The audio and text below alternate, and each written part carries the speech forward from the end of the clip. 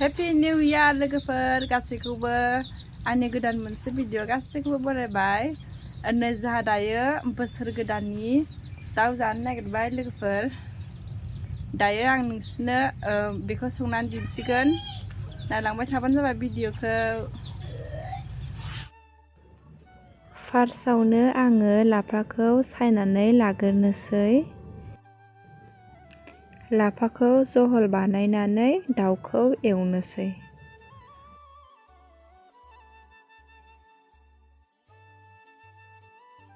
नै दायो बेदरखौहाय मोजाङै साफा खालामना लाग्रोबाय।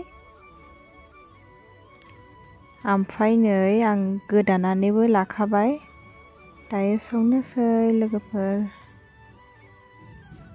लाफा संनो थाखाय आङो दायो थाव होनानै लाग्रोनोसै। सामब्राम बानलुखौ आं दायो मोजाङै एवनानै लाखाबाय। दायो आङो लाफाखौ हरनानै लानोसै। दायो आंनि लाफा ओंख्रिया मोनबाय लोगोफोर। आङो संनायखौ दिन्थिबाय थायासै।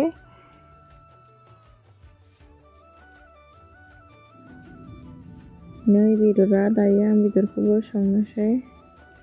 सामब्रामखौ मोजाङै एरनानै लाखाबाय।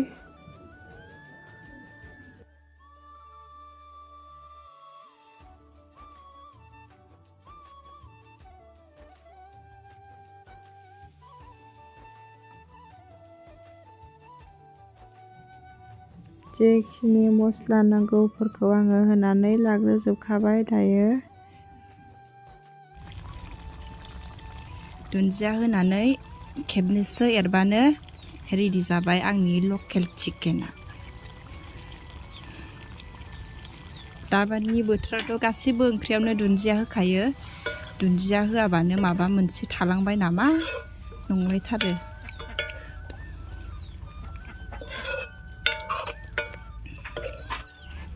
नै लोगोफोर, आंनि बानलु थुबसाया गोसाथार, बारा जानो हाया, बेनिखायनो थाइनैल' खाबाय आङो।